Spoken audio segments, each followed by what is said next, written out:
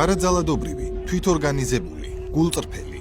ასე ახასიათებდნენ გარედან მართული რადიკალი ოპოზიციონერები, თუ მათი მოკავშირე ზურაბიშვილი თბილისის ქუჩებში განვითარებულ მოვლენებს.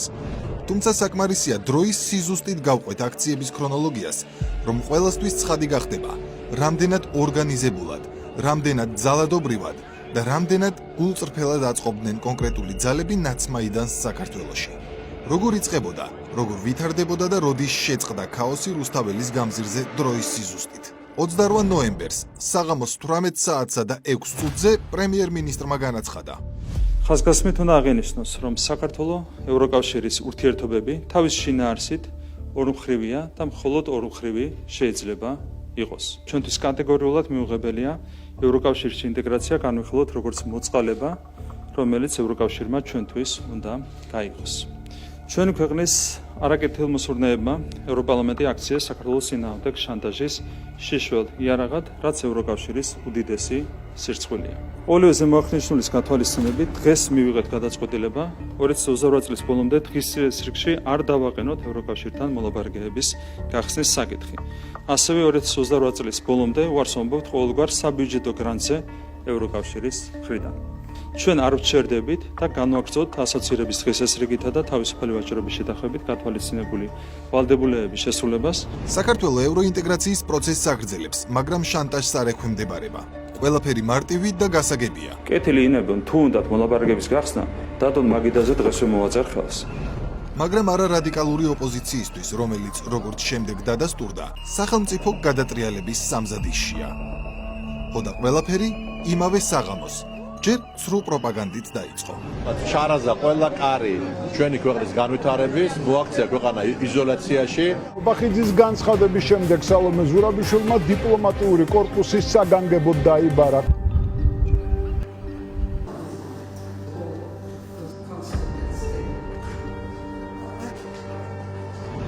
ჩვენ ვიდგებით ერთად და აუცილებლად აი ამ თვითმარქვია ხელისუფლებას გავისტუმრებთ.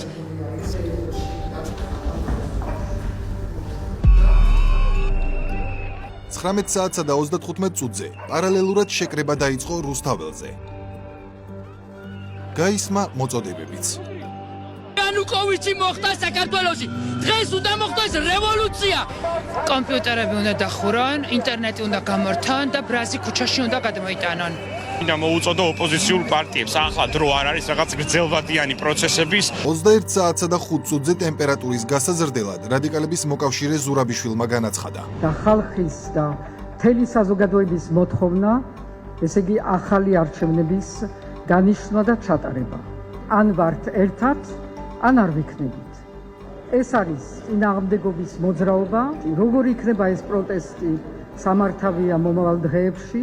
ეს არის საზოგადოების და გაერთიანებული ამ ძალების ყველასი ერთად გადასაწყვეტი. გადაწყვიტეს კიდეც და ფსონი ძალადობრივი გზით ხელისუფლების ცვლილებაზე დადეს. პოლიტიკასაც მოუწოდებ, გადაიკეთეთ რევოლუციონერებად. აღარ არის შვილთი პროტესტის დრო. დღეს ყველა პოლიტიკოსი უნდა გადაიქცეს რევოლუციონერად. ესენი არ იქნებიან ქართველები თუ რუსები ძალებას შეასრულებენ. ან ესენი ეხლა ჩამოიხსნიან ამ ნიღაბის და დადგებიან ღირსების მხარეს, ან თუ გონიათ რომ ეს ნიღბები უზრუნველყოფს ამათ კაი ცხოვრებას, ძალიან ცდებიან. მე ვარ აქა ამ ხალხთან ერთად, ვიქნები სადაც შევძლებ ყოველთვის მუდამ იწყება წინააღმდეგობა, რომელიც არ დამთავრდება, სადამ შედარდივიღებთ ახალ არჩევნებს. იმავე ღამეს აქციამ 0 საათსა და 10 წუთზე ძალადობრივი სახე მიიღო. შსსმ პირველად აქციის მონაწილეები 01 საათსა და 14 წუთზე გააფრთხილა. პარლამენტის ტერიტორიაზე მიმდინარე აქცია გასცდა შეკრებისა და მანიფესტაციის კანონით დადგენილ ნორმებს. კიდევ ერთხელ მოვუწოდებთ აქციის თითოეულ მონაწილეს არ განახორციელონ კანონსაწინააღმდეგო ქმედებები.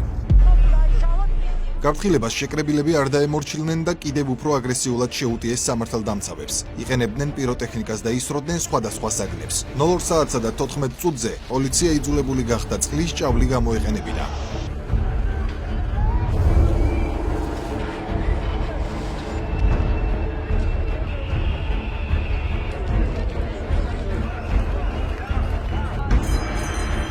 ეს ხო დასაწყისია. შეუძლებელი არის სხვაგვარად გავითარდეს. ხვალ უნდა ვიყოთ კიდევ უფრო მეტი რა. ეხლა უკან გაჩერება აღარ შეიძლება რა ხალხმა, რა უნდა მივაწოთ რა და უნდა გადავტეხოთ ეს სისტემა, ეს რეჟიმი. 3-4 დღე მიწოლა ეხლა ამაზე და ჩამოიშლება ყველაფერი. ძალადობრივი აქცია გამთენიისას 07 საათსა და 30 წუთზე დაიშალა.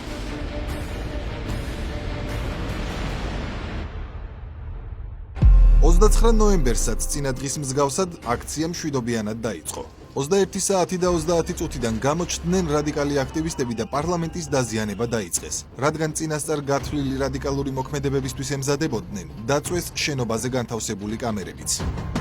პირველი მოწოდება ШСС 22 საათსა და 7 წუთზე გამოაქვეყნა. მოვუწოდებთ აქციის მონაწილეებს არ განახორციელონ კანონსაწინააღმდეგო ქმედებები და დაემორჩილონ სამართალდამცველთა მითითებებს. მაგრამ აქციის რადიკალური ნაწილი არ დაემორჩილა კანონიერ მოთხოვნას და სამართალდამცავებზე თავდასხმა და მათი პროვოცირება განაგრძო.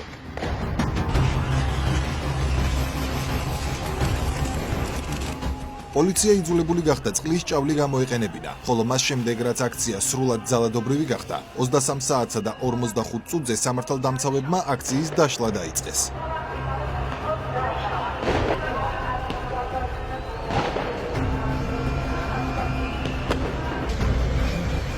0 საათსა და 22 წუთზე ШСС-მ მორიგი გამაფრთხილებელი განცხადება გაავრცელა. რუსთაველის გამზირზე პარლამენტის მიმდებარე ტერიტორიაზე მიმდინარე აქცია გაცდა შეკრებისა და მანიფესტაციის კანონით დადგენილ ნორმებს. სამართალდამცველებმა სიტუაციის განმუხტვის მიზნით გამოიყენეს კანონით დადგენილი სპეციალური საშუალებები. კიდევ ერთხელ მოვუწოდებთ აქციის მონაწილეებს არ განახორციელონ კანონსაწინააღმდეგო ქმედებები. თუმცა მოწოდებას არც ამჯერად დაემორჩილნენ და აქტიურად განაგრძეს ბარიკადების მოწყობა, ვანდალიზმი და პოლიციელებზე პიროტექნიკით თავდასხმა.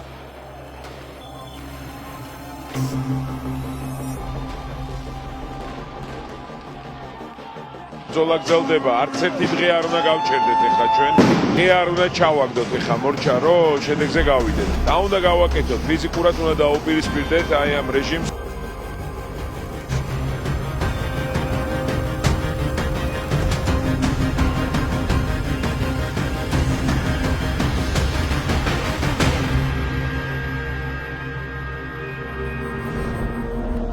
ნოემბერსაც წინა დღეების მსგავსად აქცია პირველ საათებში მშვიდობიანი იყო.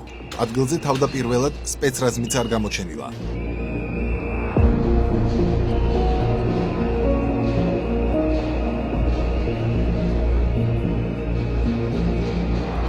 რადიკალაში ახალი არჩევნების გარეშე ეს ვითარება ხოდოხოდ დამძიმდება.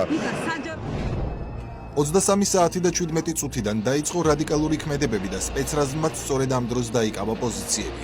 აქციის მონაწილეები ისროდნენ მოლოტოვის კოქტეილებს. დაწვეს პარლამენტის რამდენიმე ოთახიც. პარლამენტის მიმდებარე ტერიტორიაზე მიმდინარე აქციის მონაწილეთა პროტესტი გასცდა შეკრება მანიფესტაციის შესახებ კანონით გათვალისწინებულ ფარგლებს და სრულად ძალადობრივი გახდა. შინაგან საქმეთა სამინისტრო კიდევ ერთხელ მოუწოდებს აქციის თითოეულ მონაწილეებს, რომ პროტესტი გამოხატონ მშვიდ ვითარებაში.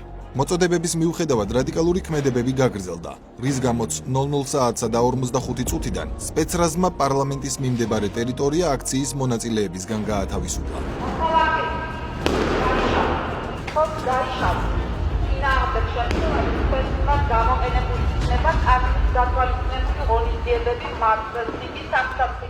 რამდენიმე საათის განმავლობაში სამართალდამცავები უმოქმედოდ იყვნენ და აძლევდნენ შესაძლებლობას აქციის მონაწილეებს დაშლილიყვნენ. თუმცა რადიკალებს პოლიციის მიმართულებით პიროტექნიკისა და მყარი საგნების სროლა არ შეუწყვიტავთ. შინაგან საქმეთა სამინისტრო კი არ ეგ არის ნაძირლების ხროვა. და იმ პოლიციელებს ვეუბნები, თქვენ სულ ყველა იცოდეთ, სათითაოდ დაგაიდენტიფიცირებთ ყველას. აი ხა ჯგუფი გვაქვს გაკეთებული, ყველა სახელი და გვარი გვეცოდინება აბსოლუტურად.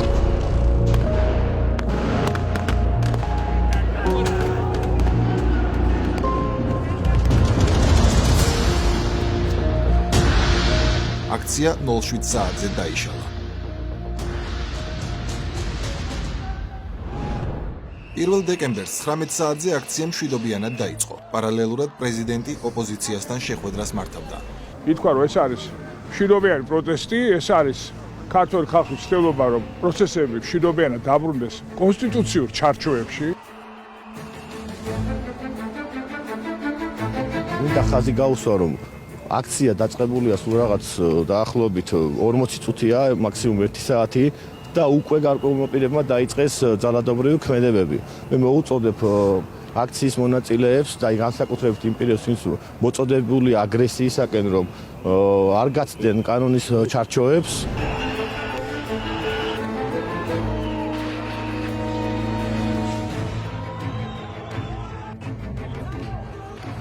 შინაგან საქმეთა სამინისტროს შესაბამისი დანაყოფის თანამშრომლები წყლის ჭაულის მეშვეობით ცდილობენ აგრესიული ჯგუფის წევრების მოგერიებას, თუმცა მომიტინგეები არ წყვეტენ ძალადობრივ ქმედებებს. ასევე ვაფრთხილებთ აქციის აგრესიულ მონაწილეებს. შეწყვიტონ კანონსაწინააღმდეგო ქმედებები. წინააღმდეგ შემთხვევაში შინაგან საქმეთა სამინისტრო გაატარებს კანონით მისთვის მინიჭებულ ღონისძიებებს.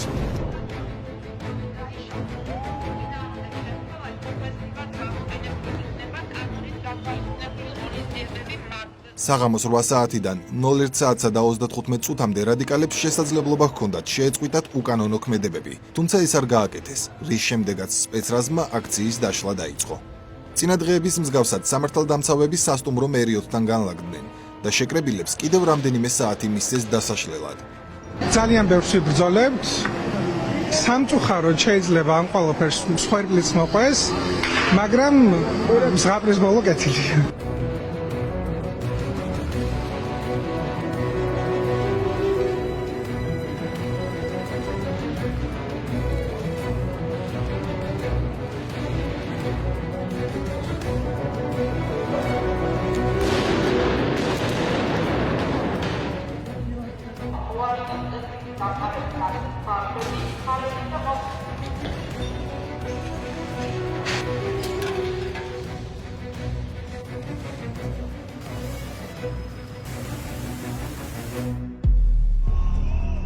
ორი დეკემბერი განსხვავებული აღმოჩნდა, რადგან აქცია დაწყებისთანავე ძალადობრივი გახდა. პირველი განცხადება შინაგან საქმეთა სამინისტრომ 19 საათსა და 32 წუთზე გამოაქვეყნა. შეკრებილთა ნაწილი აზიანებს ადგილზე არსებულ ინფრასტრუქტურას, ასევე აქციის მონაწილეებს თან აქვთ სხვადასხვა სახის საფრთხის შემცველი ნივთები. ვაფრთხილებთ აქციის იმ მონაწილეებს, რომელთა ქმედებების ცდება პროტესტის გამოხატვის კანონით დასაშვებ ფორმებს. შეწყვიტონ კანონსაწინააღმდეგო ქმედებები. პროტესტი გამოხატონ კანონით დასაშვებ ფარგლებში. წინააღმდეგ შემთხვევაში შინაგან საქმეთა სამინისტრო გაატარებს კანონით მინიჭებულ შესაბამის ღონისძიებებს.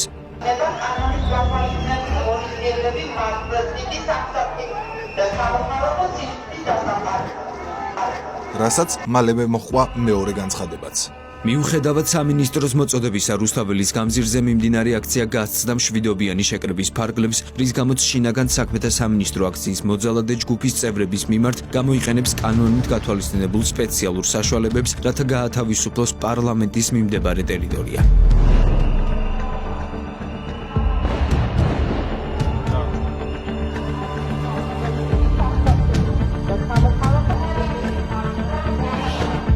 საათსა და 44 წუთზე სპეცრაზმა პარლამენტის წინა ტერიტორია აგრესიული ჯგუფებისგან გაათავისუფლა და კვლავ მერიოდთან განლაგდა. პროვოკაციები აქციის მონაწილეების მხრიდან მთელი ღამის განმავლობაში გაგრძელდა.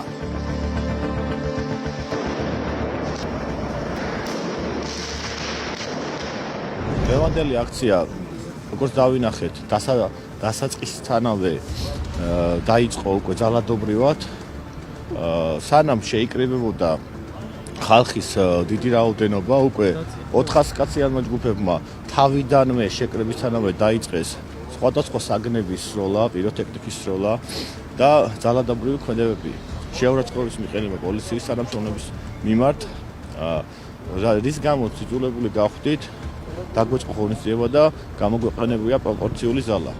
სამართალდამცავებმა რადიკალებს დასაშლელად საკმაოდ დიდი დრო მისცეს. 01 საათსა და 35 წუთიდან დილის 6 საათამდე. თუმცა, მთელი ამ დროის განმავლობაში აგრესიული მომიტინგეები პოლიციელებს პიროტექნიკასა და სხვადასხვა საგნებს დამიზნებით ესროდნენ.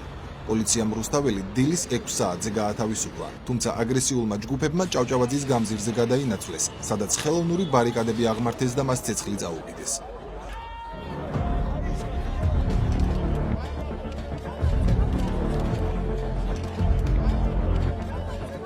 სპეცრაზმა ჭავჭავაძის გამზირი დილის 6 საათიდან 8 საათამდე შუალედში გაათავისუფლა.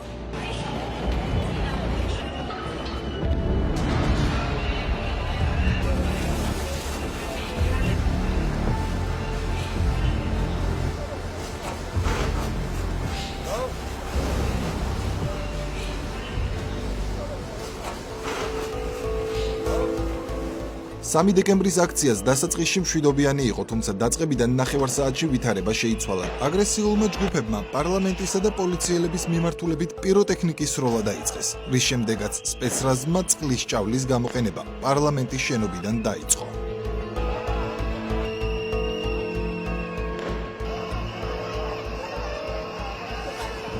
23 საათსა და 35 წუთიდან კი გამაფრთხილებელი სიგნალის ხმა გაისმა.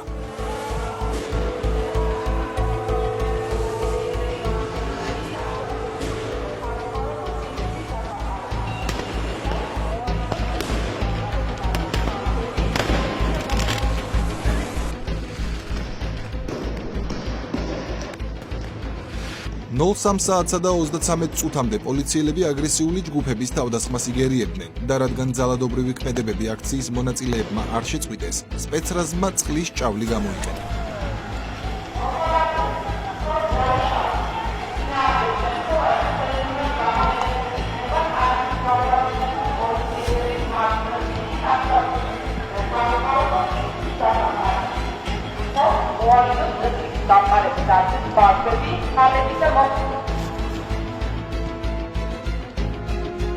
ნოლ-4 საათზე რუსთაველი აგრესიული ჯგუფებისგან სრულად გათავისუფლდა.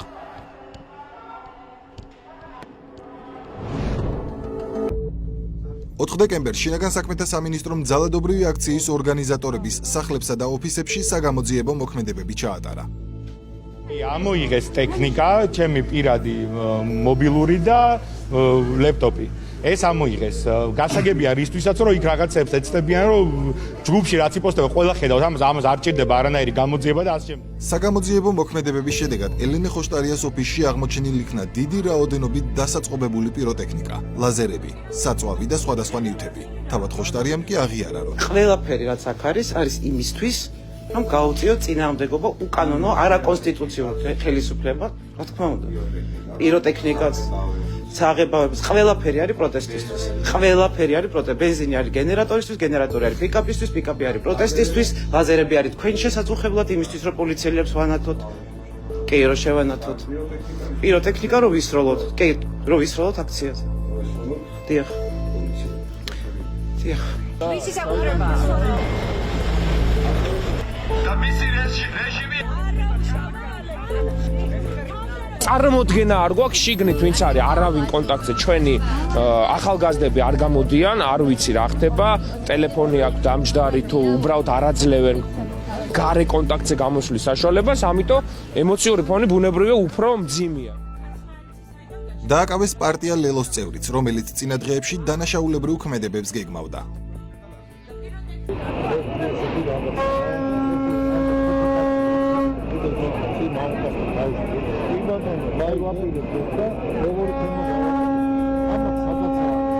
მშენებლობების აკეთებაში კალების სოციალური მაღაზიებია. ერთი პროგრამიანი სტრიქი ბენზინი მიაშკიდებ ციგარეტი ბიჭოki მიაშკიდებ დაიარებ. ვადი მოსწავლე ბატონი ზოგადად მიაშკიდებ მეორე გამოიარებ ბიჭოki. გადააგდო ხოლმე დაი რავიმე გამოიარებ ციგარეტი. ადმინისტრაციული წესით დააკავეს ნიკა გვარამიაც, პოლიციელისთვის სიტყვიერი შეურაცხყოფის გამო. რადი პოლიცია მაგელი სიპატიზე პოლიცია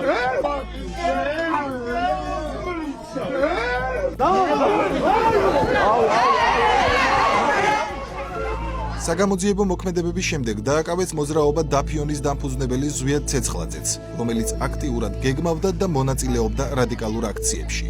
კონკრეტული ლოკაცია უნდა ავიღოთ და გავამაგროთ წინასწარ რა. სასურველი იქნება რა თქმა უნდა, რა ქვია მას მავთუხლართები რა. ძალიან მნიშვნელოვანია მაიდანზე გქონდათ გზის ჩახერგვის უფრო რადიკალური გზებიც არსებობს, მაგრამ თვითი დღე აი ალბათ რამდენიმე დღეში უკვე ეგეც საჭირო იქნება, უბრალოდ ეგეც მაგასაც დამზადება ჭირდება რა და დარწმუნებული ვარ ყველა ხვდებით, რაც არის უბრალოდ არ დავასახელებ ახლა ლაივში, რომ ვიღებინმე არ მომედაოს. უნდა დავფაროთ ის კამერები, თორემ შემდგომ ძალიან დიდ პრობლემებს ქმნიან. ქაფით შეიძლება დაფარვა, საღებავის ის რა პეინტბოლის იარაღითაც შეიძლება დაფარვა, აუცილებელი არ არის მოტეხვა. ძალიან მნიშვნელოვანი გამოდგა პიროტექნიკა. ოღონდ საჭიროა უფრო დიდი სახის, რადგან პატარა უფრო ვიზუალური ეფექტის არის. და ქვები რა თქმა უნდა, რა, როდესაც თავდასხმაზე გამოდიან, ერთადერთი ვარიანტი არის ქვები. ასევე დააკავეს ძალადობრივ აქციებზე სხვადასხვა დანაშაულის ჩადენაში იდენტიფიცირებული პირები.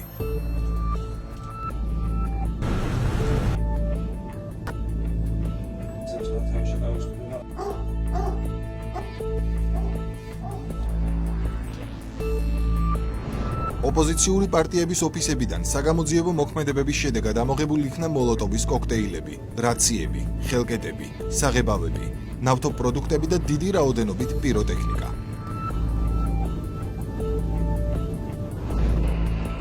და უკვე 4 დეკემბერს აქციაზე სურათი სრულად შეიცვალა. საგამოძიებო მოქმედებების შემდეგ რუსთაველზე ძალადობრივი ქმედებები 4 დეკემბერს აღარ გვინახავს.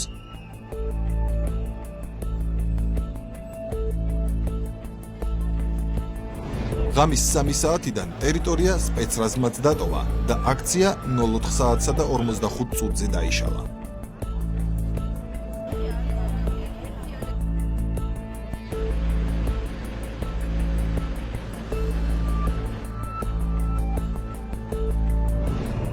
იგივე სიტუაცია იყო 5 დეკემბერსაც.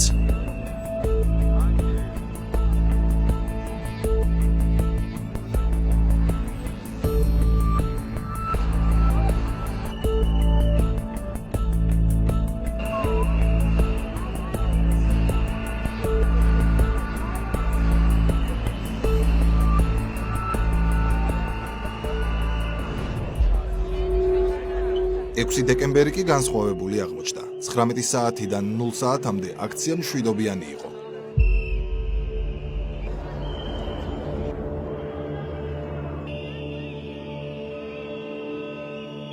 თუმცა შემდეგ აგრესიულმა ჯგუფებმა დაიწყეს სავარაუდოდ შემორჩენილი პიროტექნიკის გამოყენება და სწორედ ამის შემდეგ ადგილზე სპეცრაზმის მობილიზება გახდა საჭირო. მანამდე ისინი ადგილზე არ იმყოფებოდნენ. აქციის ძალადობრივმა ჯგუფებმა უკვე განახორციელეს არაერთი კანონსაწინააღმდეგო ქმედება. მოვუწოდებთ აქციის მონაწილეებს პროტესტი გამოხატონ კანონით დადგენილ ფარგლებში. შსს მოწოდებას აქციაზე შეკრებილები არ დაემორჩილნენ და სამართალდამცავების პროვოცირების მიზნით მათ სიტყვიერ შეურაცხყოფას აყენებდნენ. ასევე დამიზნებით ესროდნენ პიროტექნიკას.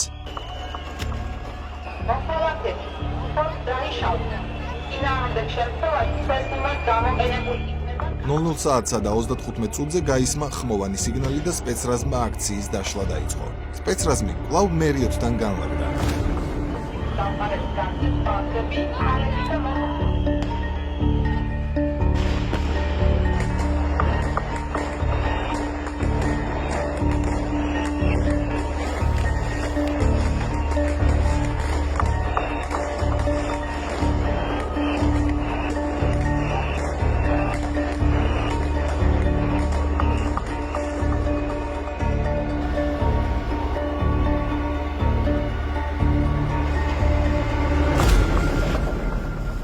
ღამის 3 საათამდე აქციის მონაწილეები აგრძელებდნენ პიროტექნიკის სროლას, ხელოვნური ბარიკადების დაწვას. შემდეგ კი დაიშალნენ.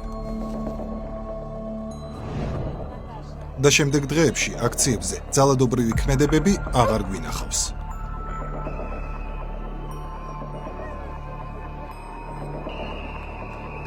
რუსთაველზე სპეცრაზმიც არ გამოჩენილა, მხოლოდ საპატრულო პოლიციის ეკიპაჟები.